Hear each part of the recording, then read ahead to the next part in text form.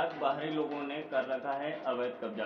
मामला कायमगंज से है। कायमगंज में चीनी मिल के पास बने शहरी आवास योजना में बाहरी जनपदों के लोगों ने अवैध कब्जा कर रखा है, जिससे जिन लोगों को आवास आवंटित हुए हैं वह लोग घुटन भरी जिंदगी जी रहे हैं। उन लोगों का कहना है कि यहाँ बाहर से महिलाएं तथा किशोरियां लाई जाती हैं, जिनसे रात में वेश्यावृत्ति का काम हो रहा है। कॉलोनी में सबसे पहले से ही रह रही आरती ने बताया कि उसे डूडा कार्यालय के अधिकारियों ने उसे खाली आवासों के ताले लगाकर चाबी दे दी थी, लेकिन ग्रामीण क्षेत्रों से आए दबंगों ने आवासों के ताले तोड़कर अवैध कब्जा कर लिया।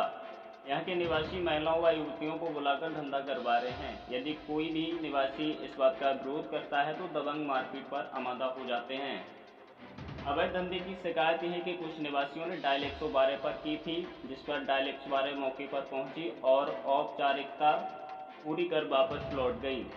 आप लोगों को विदित हो कि इन आवासों का निर्माण बसपा सरकार में लगभग 1 दशक पूर्व करवाया गया था। इस संबंध में उप जिलाधिकारी कायमगंज सुनील कुमार यादव से जानकारी ली गई तो उन्होंने बताया कि ये मामला उनके संज्ञान में नहीं है और जांच कर कार्रवाई की जाएगी।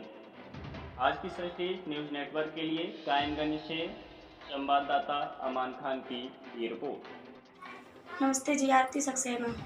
तो कहाँ इस समय कहाँ रह रही तुम?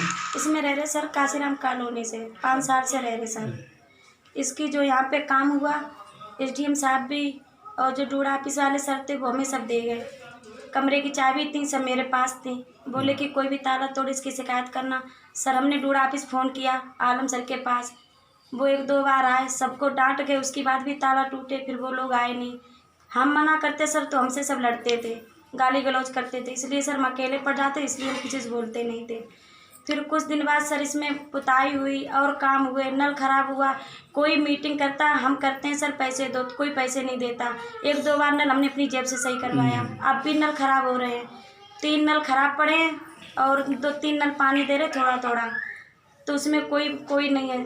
फिर अब तो सर इसमें ये समस्या हो रही है कि यहाँ पे कुछ लोग गंदे आ गए हैं, तो दिन रात बस वो अपना धंधा शुरू कर दिया।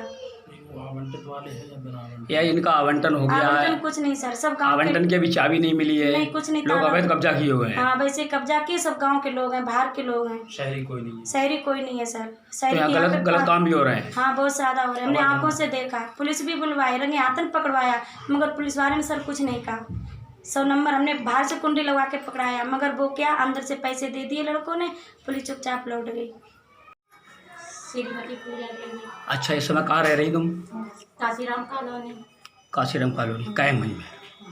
तो यहाँ क्या परेशानियाँ हो रही है इसमें? यहाँ पानी भी नहीं है, लाइट भी नहीं है और सारे गंदे काम हो रहे हैं और औरतें भी कराते हैं और लड़के बाहर के आते हैं। अच्छा, इस संदर्भ में किसी पुलिस से शिकायत की? हाँ, हम लोग ने बहुत पुलिस आती है, पुलिस कुछ भी नहीं कहती है, पुलिस आती है चली जाती है। तुम्हें ऐसा क्या लग रहा है पुलिस आती है और चली जाती है? क्या पुलिस मोटी रकम ले लेती है? खाने क्या लेती है, पैसा लेती है क्या, चुपचाप आती है और चली जाती है, कुछ नहीं कहती है। कौन सी पुलिस आती है? 112 नंबर वाली? 100 नंबर वाली आती है। श्रीमती मुन्नी देवी।